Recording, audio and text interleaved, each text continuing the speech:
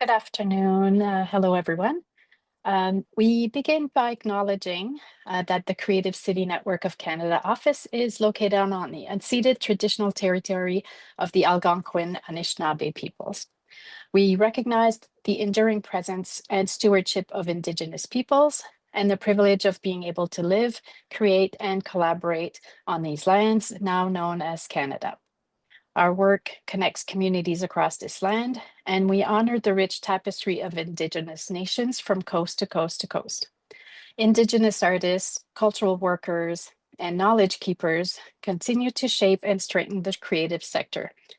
We are committed to redressing past and ongoing injustices and to working in ways that build truth, reconciliation, and meaningful partnerships with Indigenous communities across this land.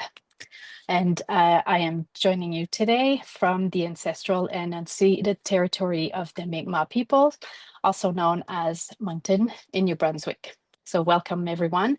My name is Joanne Duguay. I am the Cultural Development Officer for the City of Moncton, but I am also a member of the Creative City Network of Canada Board of Directors.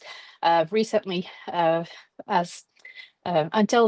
I was the president for the past 2 years, so I remain on the board. And I have been involved with CCNC in many different capacities, but on the board itself since 2020. It's always, and as well as many committees. So it's always a great uh, place to learn and meet and share knowledge with other people in our sector. So the City Network of Canada is a national organization that connects and supports people who work in arts, culture, and heritage with many municipalities and communities across the country. Through shared learning, collaboration, and advocacy, we help strengthen the role of culture in bringing vibrant, inclusive, and sustainable communities. This webinar series is one way we bring our network together to exchange ideas, spark innovation, and celebrate the vital work being done in communities from coast to coast to coast. We would like to thank the Canada Council for the Arts for providing significant support for this project, Art Plus Public Unlimited for their incredible work in putting this series together, and all of the speakers for helping us to better understand the landscape of public art procurement, and all of you being with us here today. And without further ado, I would now like to hand things over to Rebecca Carbon, Principal and Founder of Art Plus Public Unlimited, to introduce the webinar series.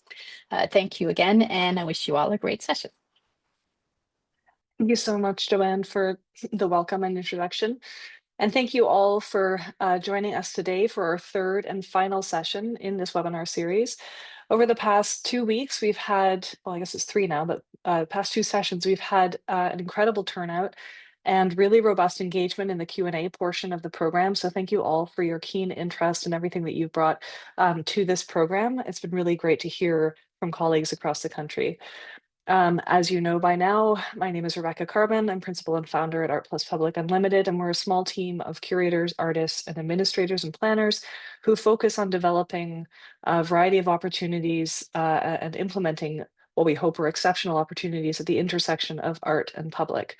We've really enjoyed sharing this program with you, bringing our knowledge of public art procurement and our extensive network of practitioners to bear on its development.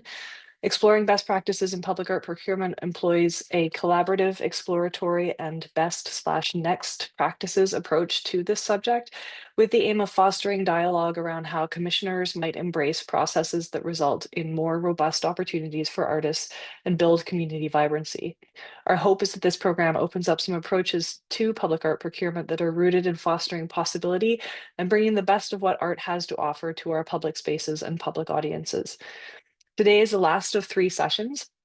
We've had the pleasure of developing this triptych with the wonderful staff at Creative City Network of Canada, engaging as well the illustrious members of the CCNC's Public Art Advisory Committee, as well as select subject matter experts. And I especially want to thank the members of our specially convened project steering committee, whose guidance and insight helped hone our program direction.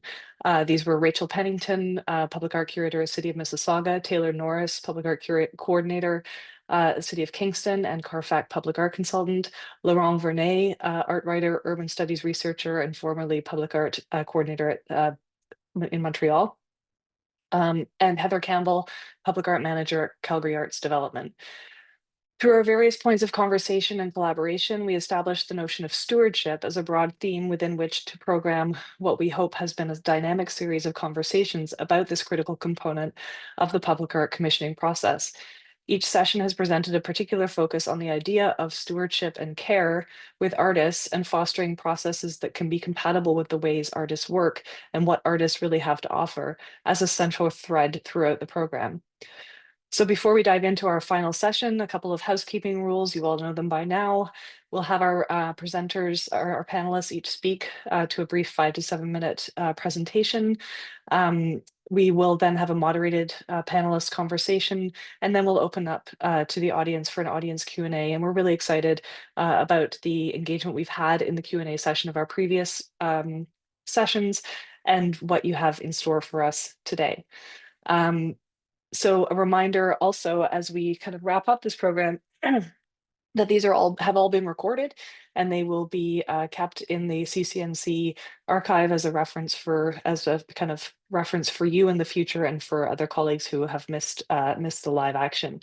So without further ado, I'd like to welcome you to our last session, number 3, cultural specificity. In this final session, we delve into cultural specificity within the public art procurement process. As our municipalities and organizations increasingly see the role public art plays in placemaking and placekeeping, we are seeking to ensure our procurement processes support projects that are sensitive to the cultural specificity, especially of historically marginalized communities. This session will share strategies for commissioning that are responsive to this evolving context, exploring models for community collaborations, public art procurement of Indigenous artists, and the opportunities for marginalized voices, conversations, and demographics within open and ephemeral platforms. So we're very excited about our lineup for today, and it's now my pleasure to introduce you to our first speaker, Tamara Ray Bybrook. Tamara Ray Bybrook is Public Art Manager for Winnipeg Arts Council. Tamara works with artists, communities, and city administration to integrate art into Winnipeg's public spaces. She's a settler living in Treaty 1 territory in the homeland of the Red River Métis and holds a Bachelor of Fine Arts from the University of Manitoba. Her practice has included visual art, craft, performance, and community projects. And it is my pleasure now to hand over the mic to Tamara Ray. Over to you. Hi, everyone. Thank you so much. Yay, slides. I've really appreciated participating or spending my Thursdays with you the last few weeks, and thank you so much for inviting me to participate. So today I'm excited to share a bit about our With Art program, which could be an example for how city-commissioned, community-led art can be done collaboratively. The With Art program brings artists and communities together from the start. Communities help shape the ideas, process, outcome, and ensuring each project grows from the people, stories, and places involved, and that participants feel included and connected throughout. Slide. So Winnipeg is a multicultural city in the prairies on Treaty 1 territory. This is the home to the Anishinaabe, the Ininu, and Dakota Oyate, and we're in the national homeland of the Red River Métis. We have the largest urban Indigenous population in Canada, and the relationship between Indigenous peoples and settlers is central to our identity. So this context always shapes how we think about collaboration and cultural specificity in every public art project. Slide. I work with the Winnipeg Arts Council, which is an arm's length agency of the City of Winnipeg. So we manage the public art program from that perspective. We work closely with city staff as well as artists and communities to bring public art into spaces where people can encounter it in daily life. Our goal is always diversity, whether we're considering geography, scale, medium, voice. Public art isn't just about objects or monuments. It's about stories and creating spaces where people see themselves reflected. Slide. Beyond installations, we encourage active engagement. We offer free tours, we have a mobile app, and an online gallery that helps to make the art accessible and interactive. But programs like With Art show that engagement also happens through the process of making, not just with finished works. Slide. With art supports projects that grow from community identity and experience. It's created with communities, and that's really intentional. It's not for or about them. It was originally inspired by Seattle's Arts Up program, and it emphasizes collaboration, process, and exploration of ideas and identity. So we ask artists and communities to come together without preconceived ideas so that projects can evolve naturally. Slide. Communities apply through an open call to be matched with an artist, and then artists apply separately to be matched with a community. So we ask both sides to come with open minds, not to just request a mural or a sculpture that could be created anywhere. Equal partnership ensures that each project grows from the specific people, stories, and values that are involved, whether it's Indigenous practices, newcomer experiences, youth perspectives, or other lived realities. Slide. The matching is community-led. So that means that groups interview and select their artists from a vetted roster, and that youth are always encouraged to take part. Then the projects unfold in 2 phases. So first, there's several months of consultation and relationship building. And then second, the collaborative creation of an artwork that includes participation and public access. By building this time for listening and learning into the actual contracting, we recognize process as being real work. Slide. If the artwork is installed in public space, we coordinate approvals with city departments to ensure safety and durability. And at every stage, we try to translate between the city's procedural world and the community's cultural world so that both are supported. Then comes the hands-on making. And sometimes conflicts arise, but the process always ends with a shared celebration to reinforce the connection between participants. Slide. Each project reflects cultural specificity emerging from the lived experience of participants rather than being imposed from the outside. So public celebrations mark the end of the process, bringing everyone together to honor the work and the relationships created. Slide. Every With Art project is unique because it grows from those relationships, trust, and shared authorship. And because of this, we've really had to broaden how we think about success. It can be the installation of a sculpture or a mural, but sometimes it is a performance, a community meal, or simply the relationships built through whether it's broad numbers or smaller, more in-depth engagement. And it doesn't always fit traditional definitions of public art, and that's okay. Since 2006, more than 45 projects have taken place, and these range from a rap video exploring refugee youth experiences, to mosaics and murals across neighborhoods, to a sign inviting us to play wheelchair sports. And now the fun part where I actually get to show some project examples, so slide. With art, single mothers can build confidence and belonging. Slide. Refugee children can find their voice. Slide. Girls can emerge as leaders. Slide. Indigenous youth can share teachings with their neighbors. Slide. A community center can find new life and maybe even stop attracting graffiti. Slide. Good food can be mapped and shared. Slide. Doors can open to new youth experiences. Slide. A new home can be found in a park. Slide. Water rights can come into view. Slide. Community can be gathered. Slide.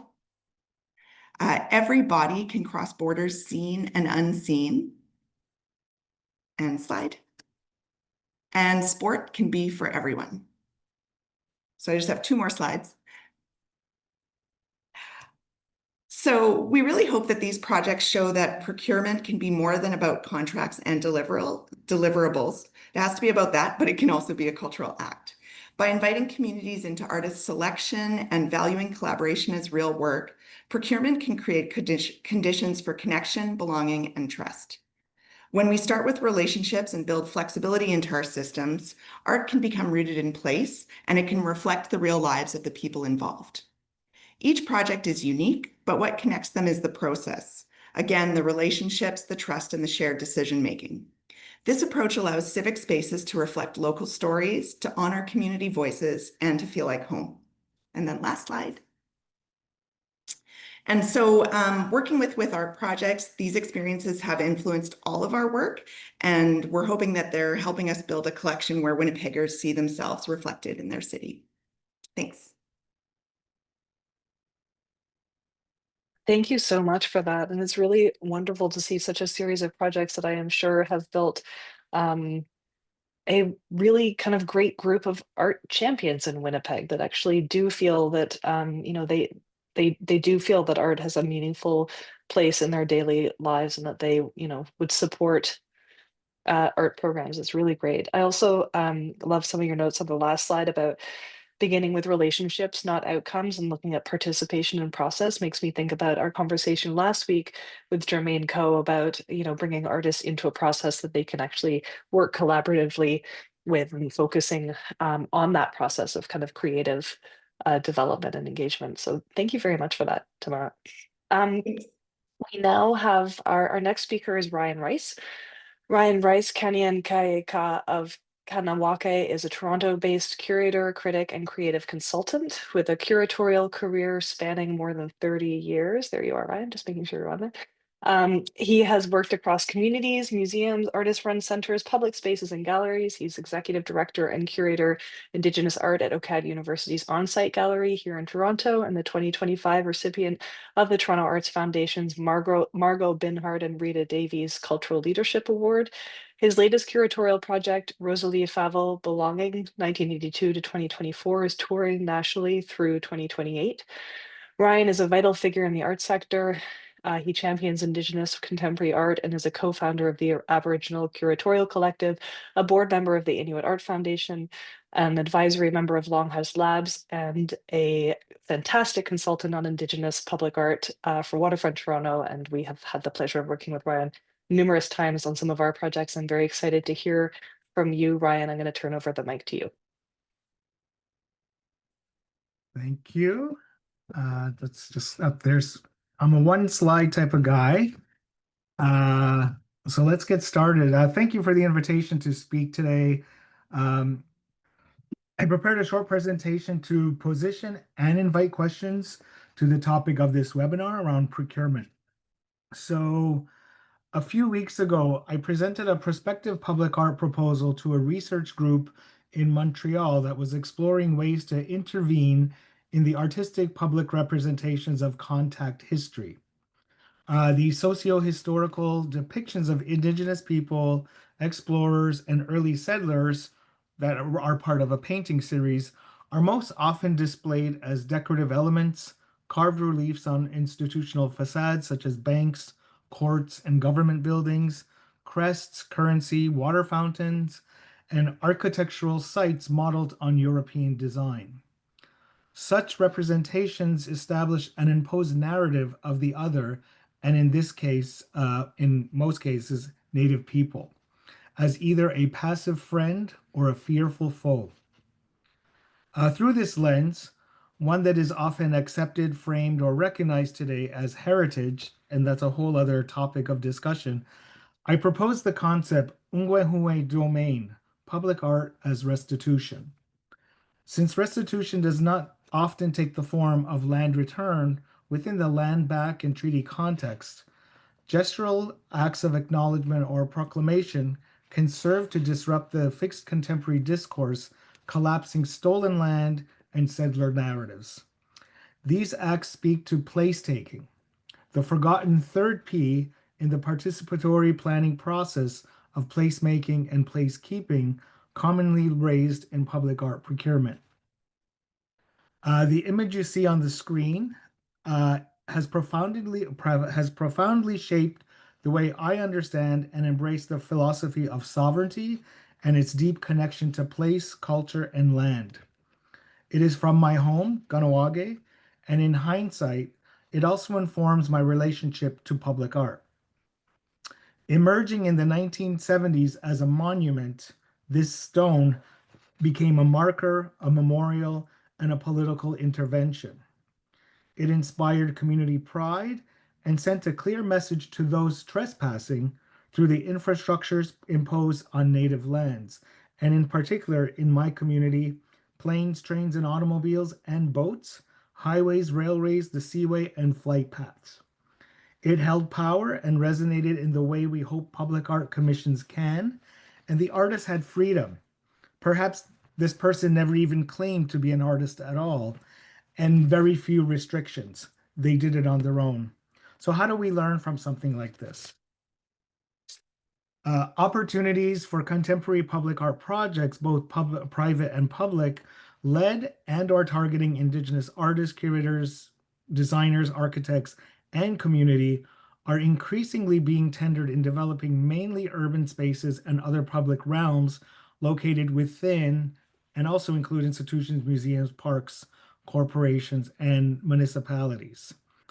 These initiatives often seek to advance a mapping of space and place that connects to land recognition, most commonly recognized as a land acknowledgement, or the stories that the land holds via truth, culture, history, and origins. However, they frequently come with many strings attached and can seem untenable to the artist. Within the framework of the 3 Ps, placemaking, placekeeping, and placetaking, activated and invited through public art projects and creative practices, these processes have become vital tools for communicating and amplifying under-recognized voices, ideas, philosophies, and dreams that until recently have been invisible in public spaces. The growing desire to incorporate Indigenous or other marginalized presences into the public sphere to recognize diversity amassed by its constituents reflects a shift from simply shaping spaces of sites to sites of redress and belonging that invite communities to actively care for and sustain them. So why has this creative opportunity become so entangled in systemic barriers? I don't have the answers, but I have a lot of opinions. Perhaps because I haven't worked from that vantage point.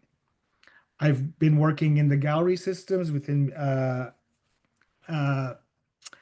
and looking at ways to expand beyond the 4 walls over my career. But the vantage point that we talk about within the procurement process mimics our society and ways of access. So it's not uncommon that these barriers are barriers that are found in many other systems that we face as a society. To ensure that procurement processes support projects sensitive to art and cultural specificity, especially those to historically marginalized communities, we must be willing to move beyond entrenched bureaucratic systems that privilege corporate and commercial access, typically mediated through design, engineering, or architectural firms and framed in the language of those disciplines. Responsiveness and awareness of the art sector commonly practiced nationwide are crucial as its policies, values, and best practices differ significantly from the procurement frameworks currently in use by many, and I assume still, which is why we're having these conversations. So my own experience going through one of these procurement processes a few years back was incredibly laborious, and since been working through many projects, contracts, consultations to lift that burden, or that to grow the access to reach Indigenous and marginal communities. Thank you. Thanks so much, Ryan. Despite the hurdles that you did encounter a couple of those few years ago, the projects that you pulled out of that were fantastic, and I'm sure we'll speak about them later. But I really appreciate you grounding this conversation in the sort of age-old issue of public art, which is that it is an officializing of a narrative. It is a claiming of space based on, it is the kind of evidence of a power structure, and how we're trying to crack that open, and how we're trying to bring artists and other voices through artists into public space is something that we hope will empower that shift. But I really appreciate you bringing that into our conversation. Thank you. And I'm looking forward to our moderated conversation in a few minutes. But before we go there, we do have our final speaker, Logan. I'm really excited to introduce Logan MacDonald, who is unfortunately only just going to be with us as a recorded, though very charming head. He's not able to be with us at the last minute, but he has recorded his presentation that we will share. And fortunately, Ryan has worked closely with Logan in the past and will be able to field a lot of the questions in a way that sort of responds to Logan's work as well. Logan MacDonald is an artist, writer, curator, and educator who focuses on queer, disability, and Indigenous perspectives. He is of European and Mi'kmaq ancestry who identifies with both his Indigenous and settler roots. Born in Summerside, Prince Edward Island, his Mi'kmaq ancestry is connected to Almatsukwek Katamakuk. His artwork exhibited across North America, notably with exhibitions at Kustler House in Berlin, John Connolly Presents in New York, LACE Los Angeles, The Rooms in St. John's, Articule in Montreal, and the Bonavista Biennial. He's currently an associate professor in studio arts and Canada Research Chair of Indigenous Art at the University of Waterloo. And so we are now going to play Logan's recorded presentation and then dive into our moderated conversation.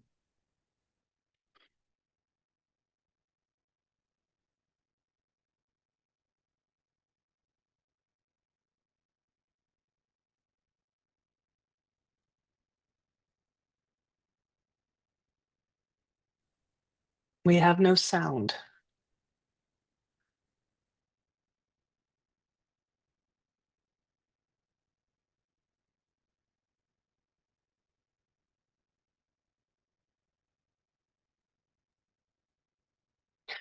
So we will try that again in a minute. And of course, this is always the way it was working perfectly before we had our spectators. And now we will have technical issues. So just bear with us for a minute.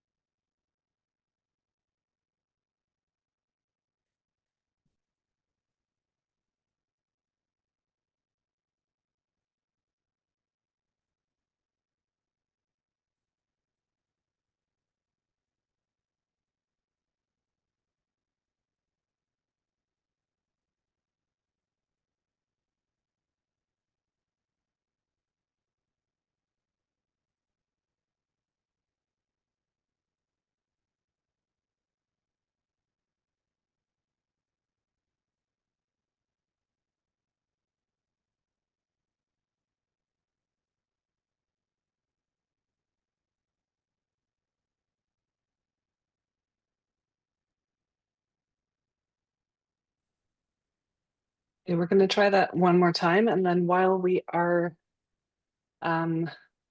seeing what is happening with the sound that was working perfectly fine before. Okay, we'll try one more time.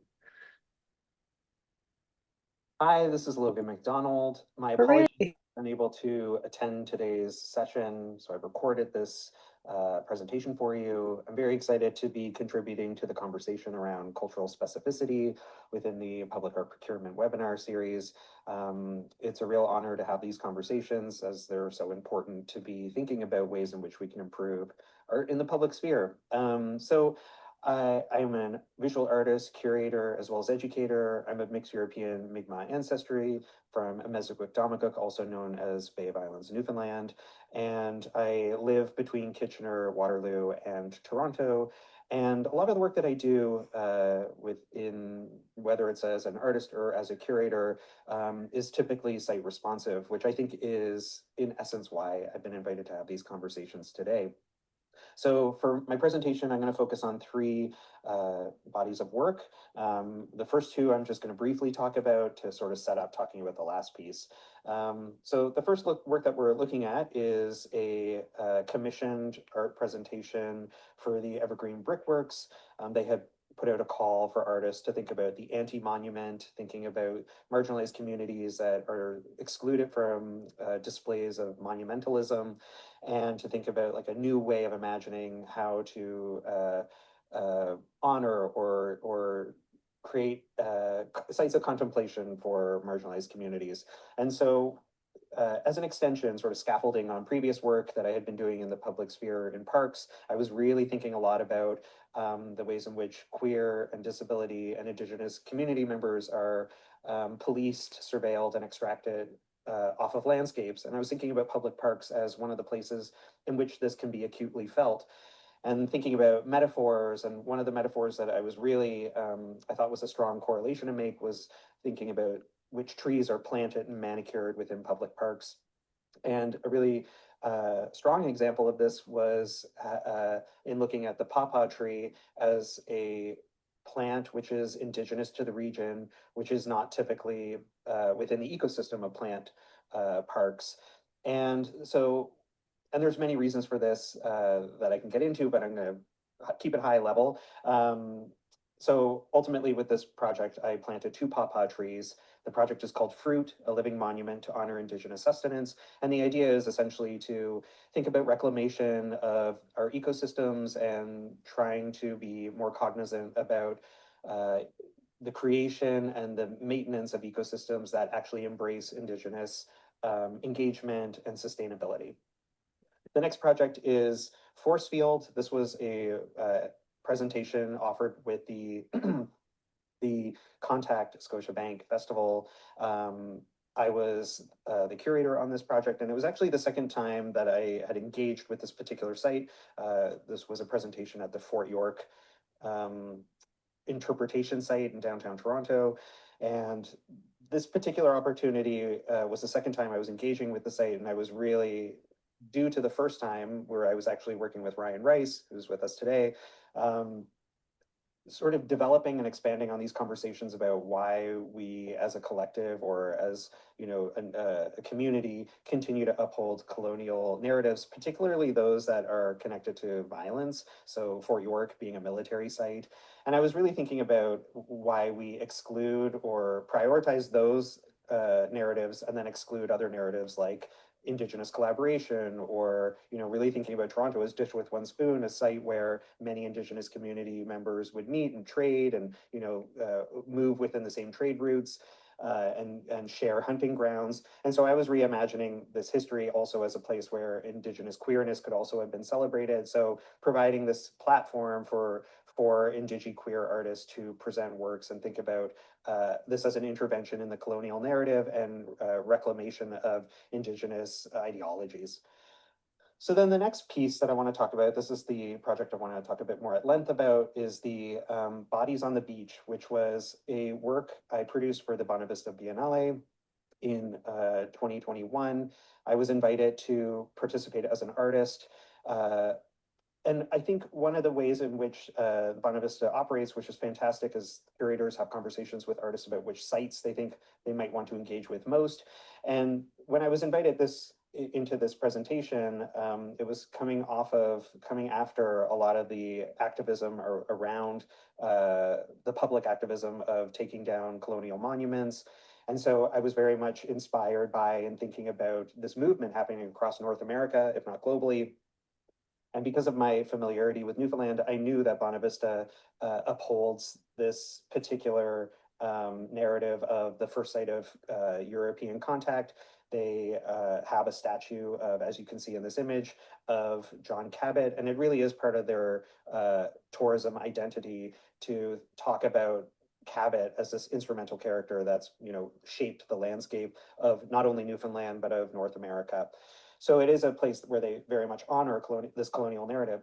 And so being also from Newfoundland, I knew the importance of, every community, has, it is a province of few resources. So something like a bronze statue, I didn't really feel comfortable with proposing to tear the statue down because I know that, it is something that they do honor. But at the same time, I wanted to challenge the colonial narrative and think about, while I'm in this setting or while I'm an artist engaging with the space, maybe I can at least make it disappear. So I proposed a project where I would cover the bronze statue in several cubic meters of mulch that would have been sourced from a regional pulp mill. And the idea was that this would also be a participatory piece where community members could come and take mulch and put them in their gardens, or we could slowly reroute the mulch to becoming pathways, and really thinking about that conversation between pre-colonial Newfoundland, because Newfoundland had tall timber at one point, but it's all since been industrialized, and thinking about, pre-contact and developing a conversation through that, through the, erasure or creating an invisibility of this colonial statue. I was really asking questions, again, continuing these questions on why do we continue to glorify violence of colonization, and just thinking about our responsibility as community members for these narratives and perpetuating them, and what other ways in which we could think about other narratives and histories to uphold and make visible in our placemaking as a community.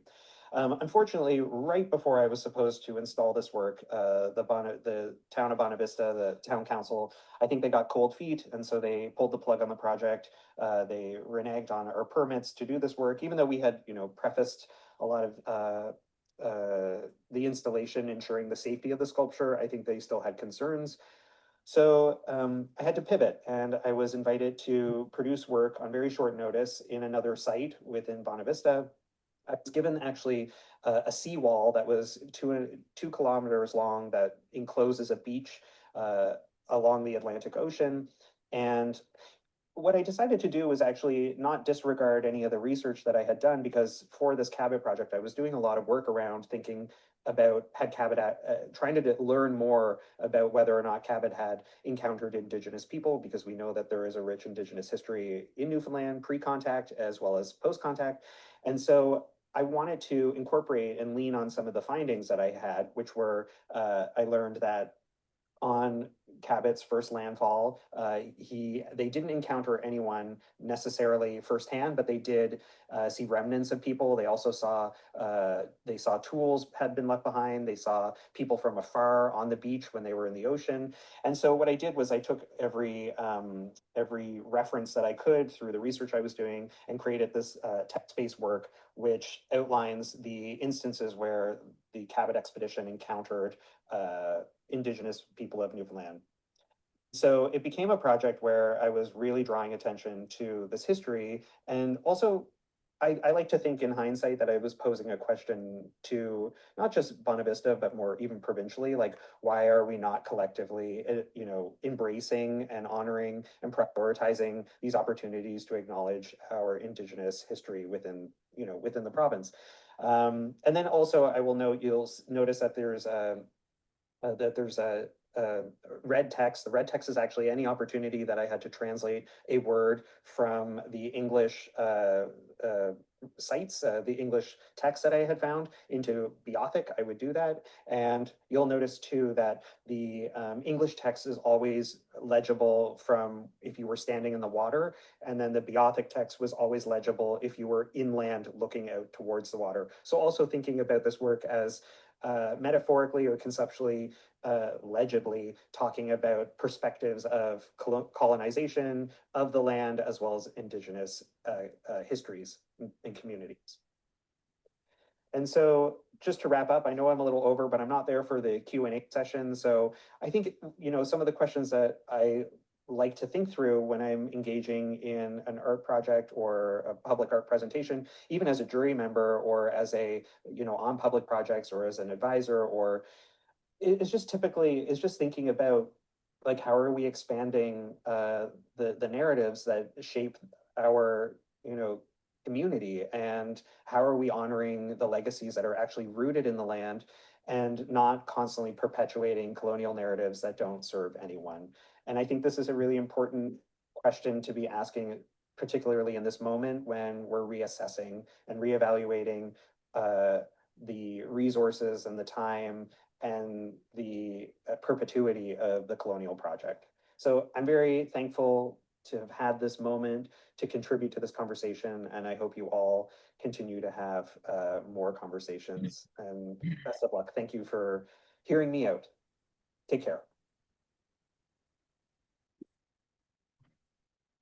And a virtual thank you to Logan for a very thoughtful presentation. We've been following Logan's work for a number of years, and it's really great, always great to hear an artist speak about their own work. I'm going to invite Ryan and Tamara to come onto the screen with me. One of the things I was thinking when Logan was presenting is a thread that came out of the that Jermaine Co sort of pulled out in the session last week was around the possibility of temporary or more ephemeral platforms creating, sort of more tolerance for some of the difficult conversations that public art has to shy away from because everything has to be there forever, and that there is a sort of longer term legacy of creating a dialogue and sort of a comfort with those conversations that can kind of happen over the course of the coming and going of more ephemeral projects. Ryan, I know you worked with Logan on the Bona Vista project that he just spoke about. And there was that interesting moment where it got a little bit too scary and had to be, they had to rethink. Do you think do you think there was anything that kind of like came out of that on the community side that might change how these projects are approached in the next, iteration of the biennial? Yeah, I didn't work directly with Logan on that iteration of the biennial. Okay. I was the curator of the following iteration called Host. But Logan's work was actually one of the reasons why I applied to become the curator of that edition. I think that coming into a place that I have no relationship to and understanding the past projects that were taking place, Logan's being one of them that I knew about and was drawn to in terms of understanding the Bona Vista Peninsula. I think that it wasn't a community decision; it was a municipality, like a mayoral decision, and those decisions were very made by one person. I think that community had no voice in knowing about this, so it become this unknown story that the narrative that only gets carried afterwards. So I think it brings up a lot of, it's about censorship in many ways because it challenges the narrative of the belief that's firmly embedded within a community structure or within a governmental structure. Mainly the municipality of Bona Vista has the narrative of the landfall. Mhm. So anytime you want to disrupt something which is happening in many different spaces, especially around the time of the monument, it raised a flag where how can you work with this community? How could you work with this government that's making the decisions? And when I stepped into to curate the Bona Vista Biennial, it was clear that we didn't have the support of the municipal body that would allow us to choose some sites that we wanted to work for. So I don't know how you get around that because it was very a closed decision. And I think that even though it's happening over and over, and I don't know if they understand the mayor understands the effect of what this biennial is doing for the peninsula and their town. Yeah. Do you think, can either of you, this is sort of a transition from ephemeral platforms to more kind of,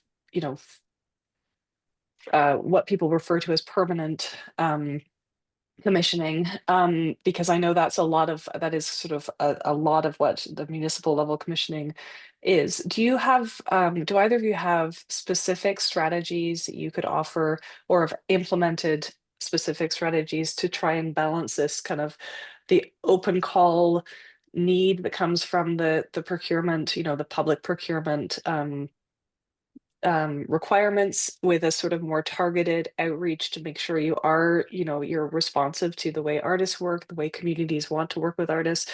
Do you have kind of specific strategies for navigating between those requirements, or the end approaches? Yeah, I mean, I can speak to that a little bit, because it's interesting, right? Like, public art programs are often funded through capital projects. And so municipalities want to see, construction, they want to see capital assets as something that comes out of this. And I'm just thinking about, you want to make sure too that, yes, by starting with like an ephemeral or a temporary project, you can kind of push the envelope a little bit, but you don't want to relegate underserved or marginalized voices to only doing ephemeral temporary projects. In terms of more durable built form, I think I always want to push back that idea of permanent, because everything has a life cycle. And public art is about a time and a place. And so we can't just keep adding bronze monuments all the time. But that being said, with our programs that have been informed by all of or with our projects that have been informed by all of the kind of programming that we've done over the years, we recognize that there are barriers to engage with certain artists that are more rooted in community, or who haven't had the same opportunities in the past. And so some of the things that we do is, in our calls to artists, we're always trying to make sure that we're including not only Indigenous history and land considerations, but we're looking at who the community is that we're living in, working in, looking at who the relationships are with different artists, talking to those project champions, whether it's the city councilors or other city departments, about what's important and what voices need to be heard through public art projects.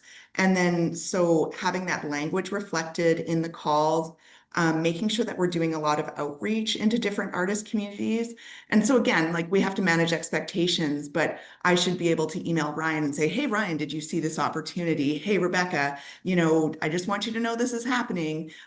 So it is about that relationship building. And then it's also about representation on the selection committees themselves, really like thinking about who's around the table making those decisions. And definitely, like, as public art managers, I know that we have to push back against political interference at times.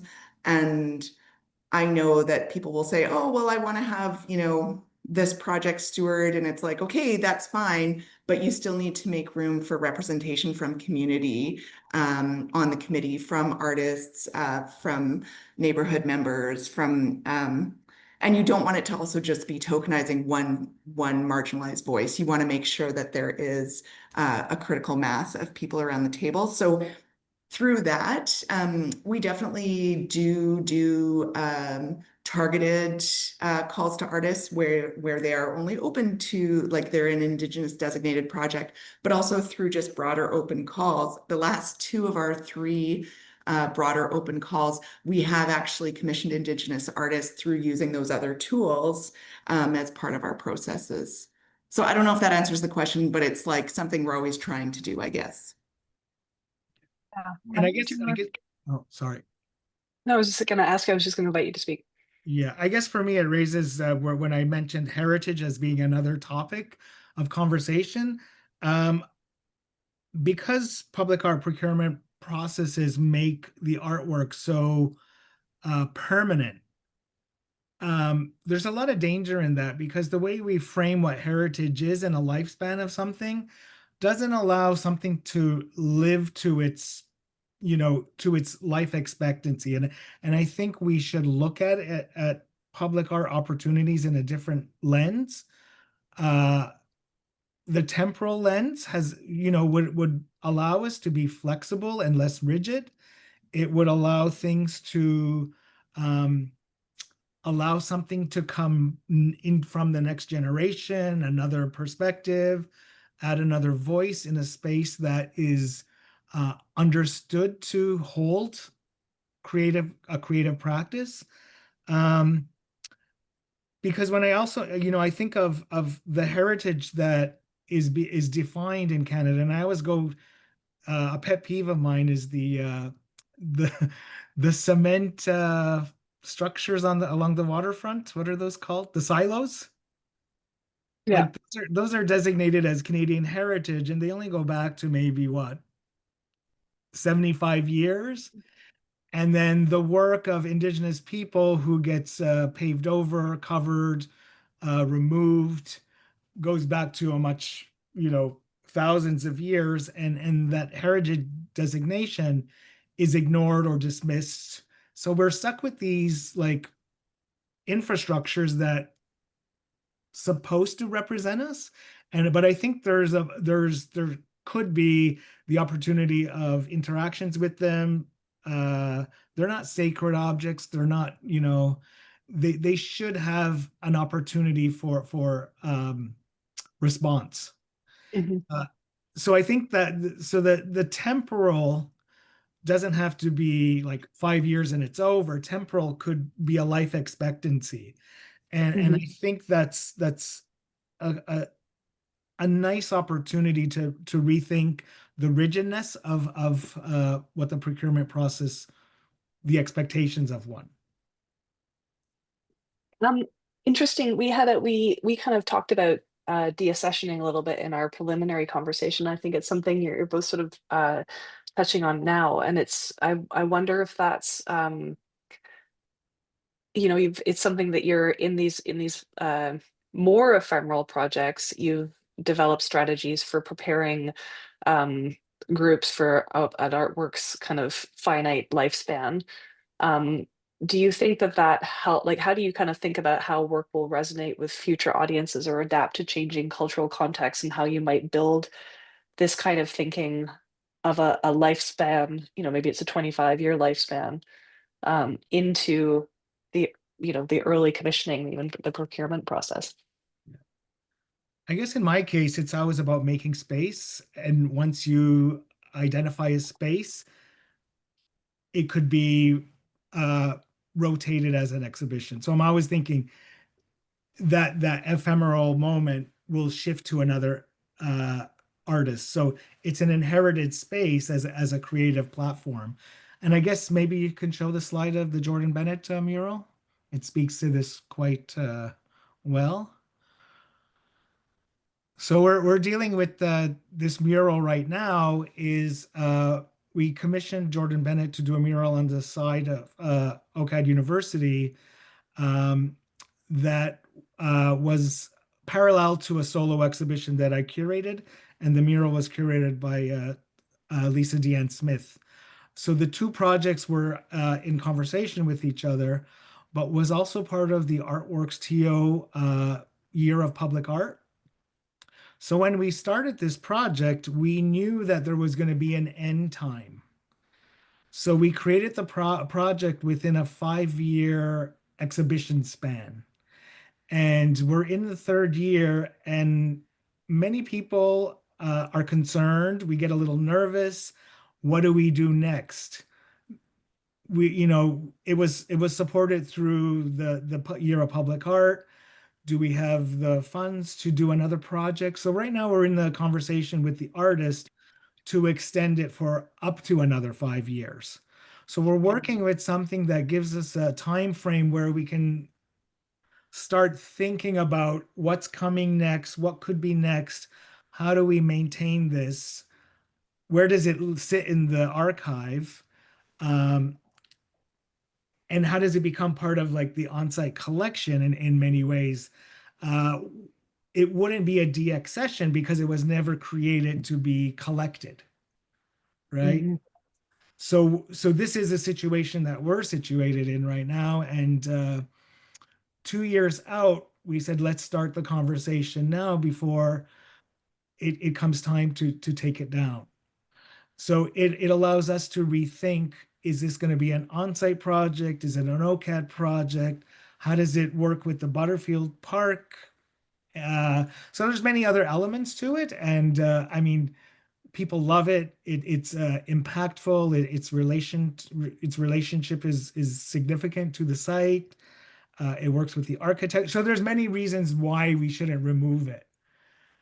But I've been part of these processes where it creates another space for another artist to come in for another opportunity. Mm-hmm. So I look at it from that framework. Yeah. And Tamara, you've got, I mean, the way that your projects come into being, there must be so much community investment in there's all the focus on participation and process, but I expect that the outcome is something that is fairly held near and dear. Have you had any experience where you've had to turn over an artwork, like it's deteriorated and had to be, and how have you navigated that within the community? That's something that we're wrestling with right now. It's a really good question because with our program, they're all relatively small budgets. Like they're starting at about $25,000. And so in terms of like durable built form that's exposed to the elements, it is challenging. And I think Ryan said something about the way things are funded. Like that's a huge consideration because a lot of municipalities or public art programs are funding things on a project basis, not a program basis. So maintenance and lifespan is a huge issue. Our program is about just over 20 years old now. And so it is something that we're really looking at.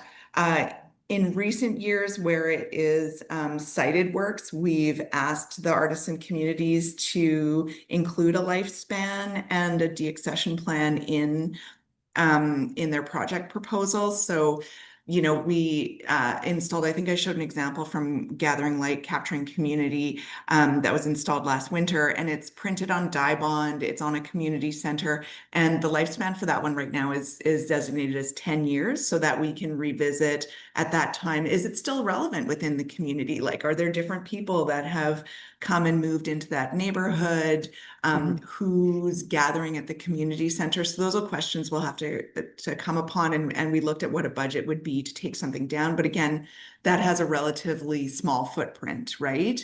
And then, of course, we have ephemeral pieces that are performances or publications that are in circulation in our library system. So those are a little bit easier to manage, but it is something that we are wrestling with right now. And I think it's a consideration that we need to have, whether we're going in with smaller community projects or larger pieces, is looking at potentially what the lifespan is.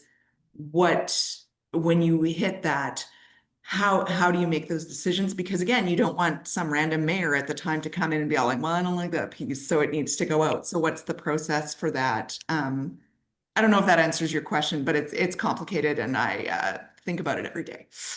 Yeah, and I think it is part of this conversation about kind of ensuring we're creating opportunities for artists to make work in the way that artists do, in a way that is relevant to the context that they're being asked to work in. One of the things that struck me in Logan's presentation was around the process of site selection, and that within that kind of biennial structure, artists are kind of able to come up with an idea and look for a site, rather than so much of our public art, because of the funding which you've referred to, funding is tied to site, and so the artist has to bring things to a certain site. We have to kind of open the floor to we don't have to, we get to open the floor now to our Q&A. I only say have to because I'm enjoying there's so much more to talk about here. But as we kind of turn on the Q&A box and start to have those questions come in, You're both, I think you're both going to see this from different angles, but I think it's an interesting question. So when you're developing, like if you were developing a procurement process that emphasizes community collaboration, which you do, Tamara, and Ryan, you have to deal with a number of different kind of stakeholders and groups as you kind of develop things. How do you ensure within that environment that an artist concept remains the driving force of the project that is kind of going to come out at the end? So how do you kind of like keep support an artist in that context? I guess this is the back end that whoever's putting out the call has to establish prior to getting an artist to do the work. Those relationships need to be built. Those individual people who are participating need to be identified. So those relationships of trust have to be intact or created prior to, because they should be responding to and supporting the idea of the public art piece. And I think through that practice, you have the buy-in of how people are going to participate and support it or be engaged by it.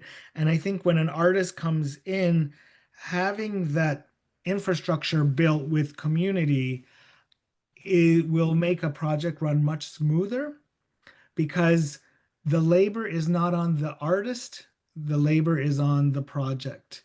The artist shouldn't be coming in and looking for community. The community should be established, and the artist can walk into and start consultation, conversations, workshops, and have uh, people to go to. Because when the onus is putting on the artist, it's a whole other piece of work that not everybody has to do in the public art realm. Mm-hmm. Yeah.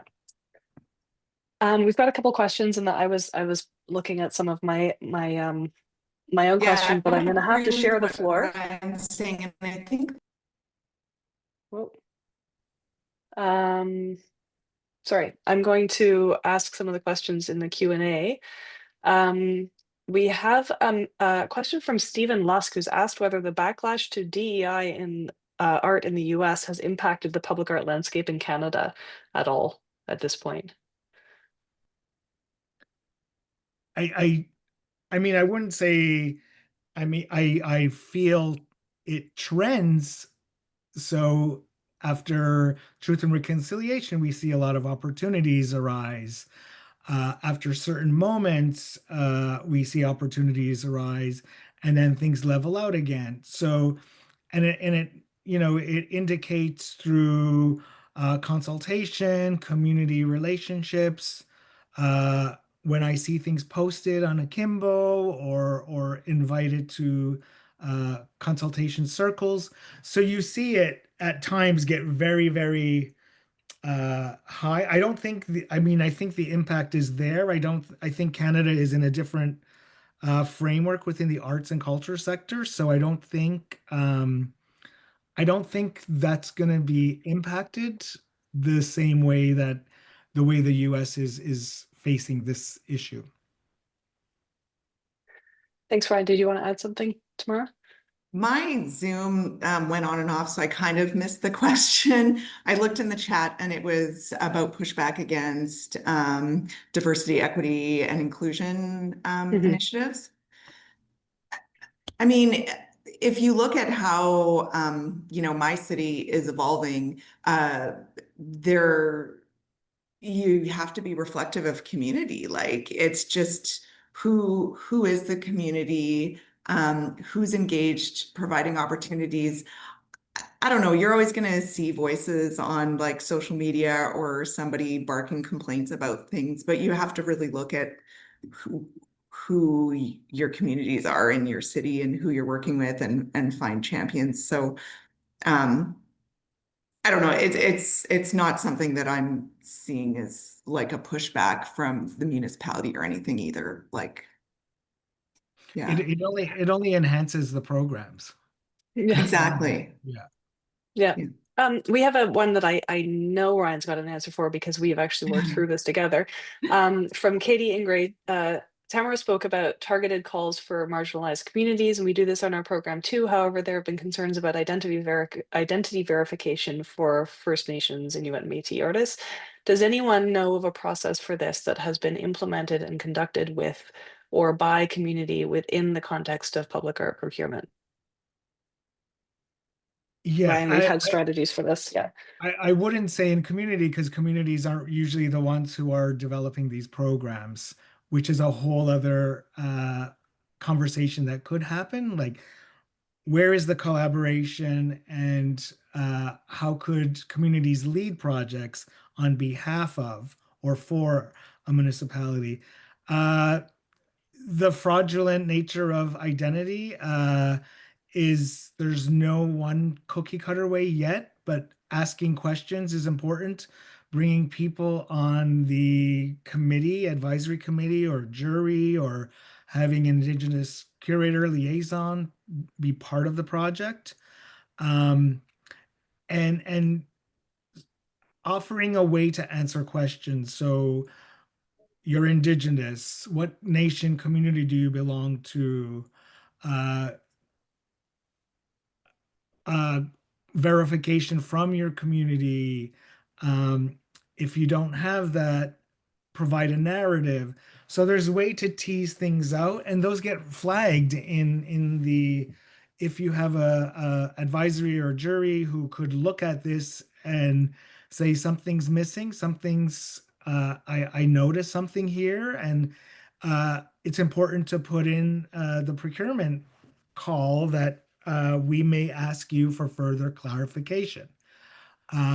People talk about Indigenous protocols about telling who you are. So it's utilizing that factor is like, okay, who are you? What's your community? Where are you from? So reaching back out if there's somebody who has a doubt that it could be asked again until there's more clarity. Sorry, go ahead. No, I think that's because there's no set way of doing it. Uh, there used to be, but not anymore. And I think it ties back to what Tamara said earlier about the importance of who you have on your jury and your kind of advisory um, groups that you bring along in your projects that sort of are able to um, ask those questions if it's not something that the necessarily the municipal administrator is able to, doesn't have that kind of nuanced understanding. Tamara, did you want to add anything to this? We've got a couple of other really good questions in here. Yeah, I would just say the Indigenous Screen Office has some very good, they've kind of introduced a new process for asking questions around identity. So that might be a model to look at. But I think just echoing what Ryan said, that, like as a colonial institution, we can't really decide who is or isn't Indigenous, but who are we working with? Who's the community who's engaged in the project and can help us with that? And I think the other thing I would say about public art is because if you're doing something that's an Indigenous designated call and you're especially if you're building something into, permanent infrastructure, there is kind of a higher threshold there because there's going to be so much community impact. And so being able to have those conversations in community about what voices are important and which artists can be engaged, I think is important at this time. But that's going to be different in different places at different times. So I don't have an answer. It's something that I'm just going to keep saying we're wrestling with everything. We've got some really great questions that I want to make sure we get to, and we've got a few more minutes. So we have a question from Lindsay Corey. Tamara, I love that with art program. I wonder if you can speak more about the back end piece that you and your team do to coordinate the work throughout on the back end. I find community-based projects so challenging for those outside the system because there is so much bureaucracy, can you speak about the translation work you and your team do to help these communities through those processes? Sure. So my team is me. So I'm intimately engaged with these projects.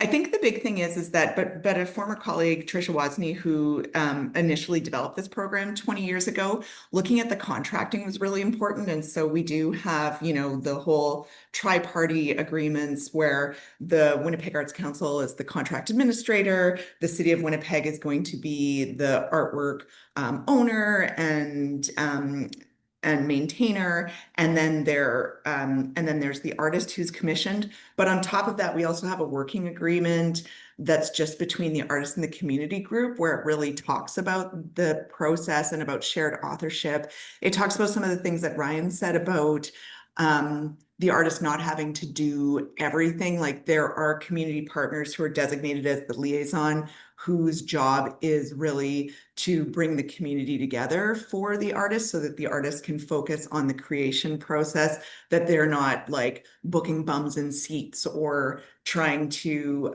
engage the community. The community has to choose to come engaged already to the process. And as I said, there has been conflicts. So sometimes we have to come in and mediate a little bit between all the different parties. Sometimes at the end of the 3 to 6 month consultation process, the community and the artists need more time to figure out what they're going to do. Sometimes they'll talk to me about what they have proposed, and it's like, yeah, we're not going to be able to get permissions for that. Would you consider modifying it in this way? Or, you know, so it is that whole relationship piece. It's the kind of going back and forth, but it's making sure that in that first phase that the artist is paid a professional fee, so that, you know, we understand that it's not a full-time job for them, but that they can make time in their gig practice to actually spend time with the community. And we've had projects that have started and have not made it beyond phase 1.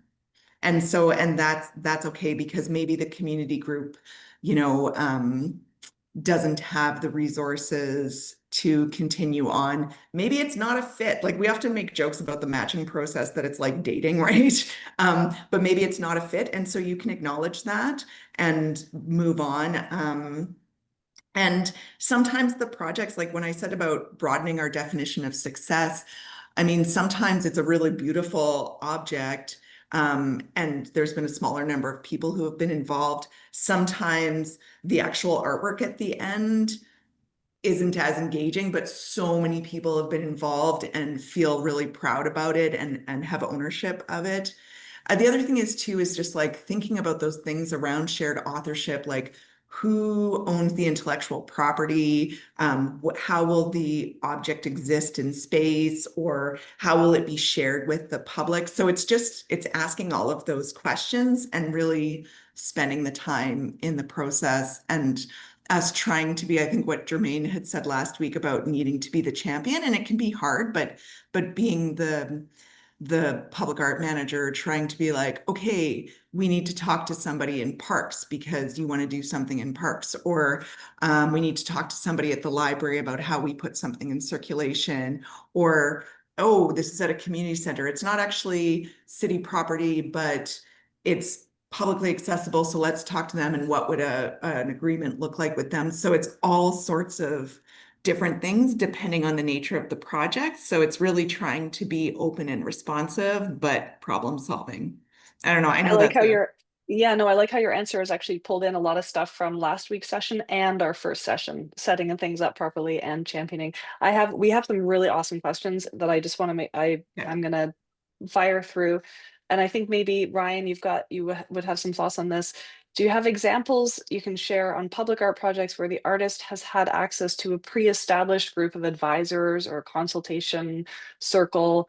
And if so, can you tell us more about how these were created and accessed by the artist? So, you know, as you said, sort of some of that research into community and setting up a proper advisory council stuff happening before an artist comes in. Yeah, I think just going back to the last question and related to this one is I think the procurement process in many instances feels like it's set up to fail the project. So I think that shift to make it succeed should be the path to go forward on. And in that case, I mean, like, it's hard to think about a successful moment, because you have to understand the if the community has the capacity to do this work. So in many ways, people are being positioned as being knowledgeable of public art practices, and they don't have a relationship to it. So it immediately creates a divide, or a misunderstanding of the project. And I think that I think I can talk about more about failures than successes. Because I don't think the capacity is always there within the community to do this. So and because it's a labor issue as well. So if you reach out to a rights holder community, somebody in that administration might not have that understanding of the project or scope, and that might be just passed on to them because it's in a portfolio. Mhm. So it's a lot of work to establish, and my success is by establishing focus groups, identifying people who have the capacity to understand the language, to be willing to do a workshop, maybe site visit, uh, and understand the capacity of the work that an artist is going to come in to do, rather than because in many cases you get very generic or essentialized ideas of what public art should be. Mhm. And I go to some of these consultations, and one of the biggest successes that I've heard over the years is the Toronto sign. Many people really gravitate towards that as public art, and I don't think it was created in that capacity, but has shifted by including artists over the years. I think Joseph Sagad has Mhm. his work in there right now. So I think that work needs to be more wholesome or fulsome in terms of establishing that community group, and a focus group might be more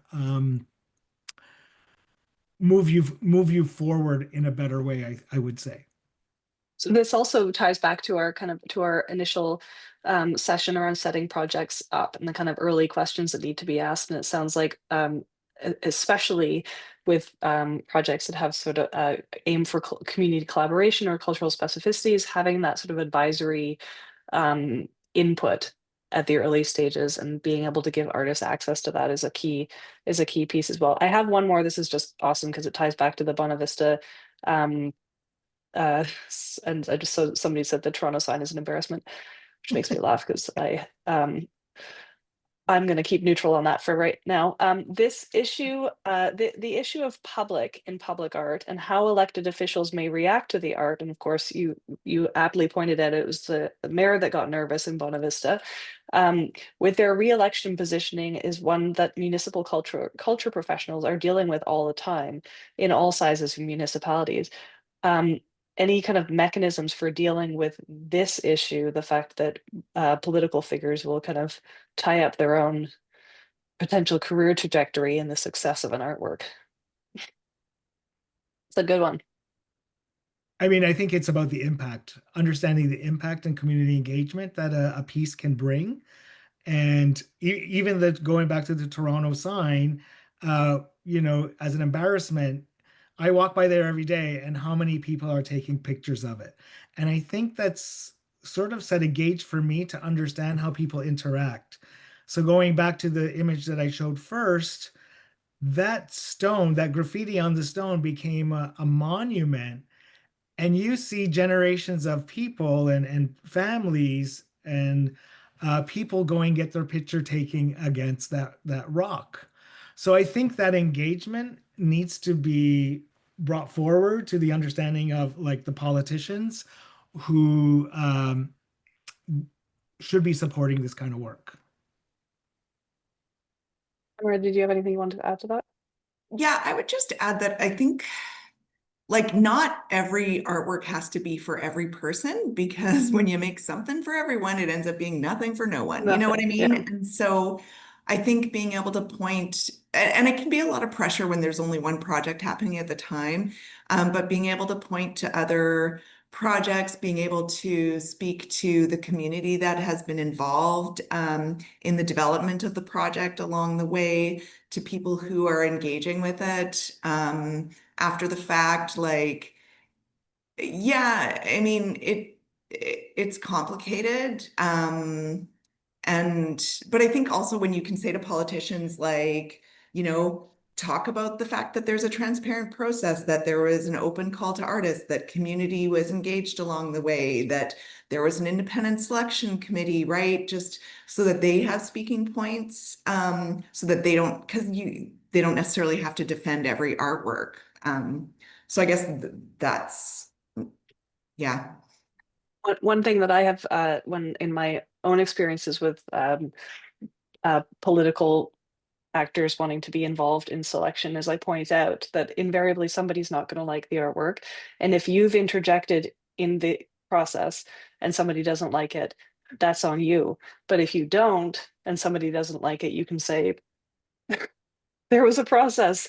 The experts were involved. You don't like it, go talk to those people. But it does, they can wear it a little better. I know that we're over time, but we have one last question that really kind of wraps up our whole thing quite nicely, because it touches on care and the kind of the closeness of the arts community and Indigenous community, and how we set projects up for success, and how it's kind of everything. Because we're speaking about jury setup, and can any speakers share thoughts on shifting conflict of interest language or restrictions within public art procurement selection when First Nation communities are small, ensuring First Nation community members can be participating as both as jurors, as artists, can present challenges or concerns? This is something we encounter a lot as a kind of conflict of interest piece in our procurement, is a lot of, if you want a jury that's active and knows the arts ecosystem, and that they're going to know a lot of the artists that are applying, and they may have had dinner with them, they may have worked with them before. And so kind of having to be careful about how you're defining conflict of interest so that you still have a relevant and engaged and knowledgeable jury is a really important piece. Do either of you have any last thoughts on that? Our conflict of interest policy really is around the potential for financial gain or loss from a decision that is made. I mean, Winnipeg is still a relatively small city, and the arts community, like, people know each other. And exactly as you say, like, chances are you've worked with somebody in the past, you'll work with them in the future. You might know them personally.